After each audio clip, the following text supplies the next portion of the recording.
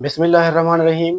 بلوچستان کے اندر 12 بے گناہ لوگوں کو شہید کیا گیا، جن میں 2 سگے بھائی تھے جو کہ آ رہے تھے اپنے باپ کے جنازے پہ، اور ان کا تعلق تھا جنوبی پنجاب سے، وسیب سے ان کا تعلق تھا۔ ہمیشہ کی طرح جنوبی پنجاب وسیب کو لوگوں کو شہید کیا جا رہا ہے، اور اس پہ کبھی کوئی آواز نہیں بلند کی گئی۔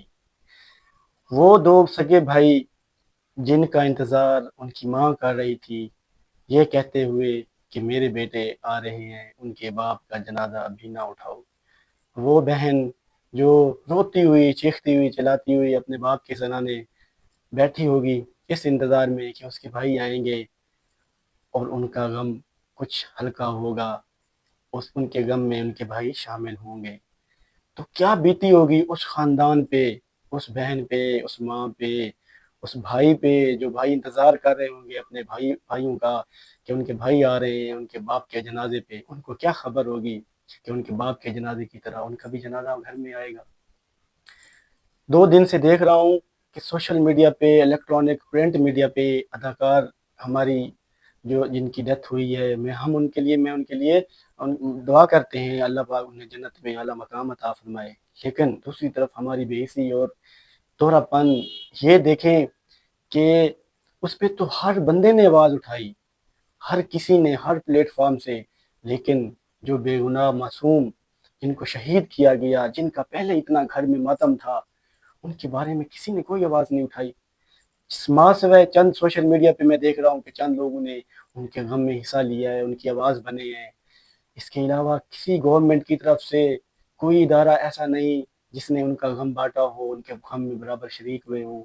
لیکن دوسری طرف ہمارا یہ دیکھیں کہ ہم کتنے منافق ہیں کہ ایک سوشل میڈیا پہ ایک اداکار کو اتنی زیادہ پوری نیوز بھر دی گئی ہیں، لیکن ایک فیملی جو غریب فیملی ہے، جو جنوبی پنجاب، جو سریکستان سے تعلق رکھتی ہے، اس وجہ سے کسی نے ان کا نام نہیں لیا، نہیں اٹھایا۔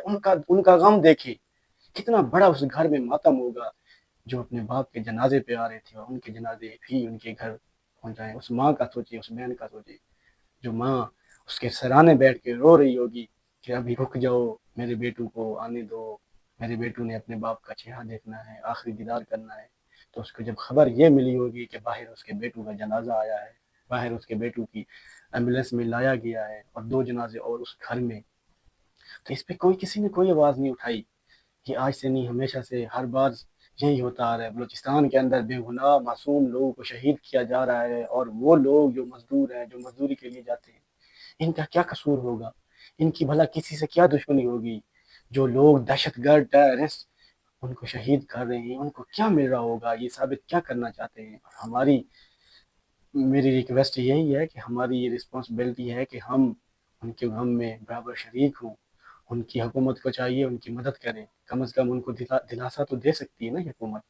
ہر کوئی اس پہ بات کرتا ہے جس کے ساتھ شہرت ہوتی ہے، جس کے ساتھ نام ہوتا ہے، اس کی آواز ہر بندہ اٹھاتا ہے، لیکن دوسری طرف یہ دیکھیں کہ یہ شہرت کام نہیں آتی، یہ دنیا میں پیسہ کام نہیں آتا۔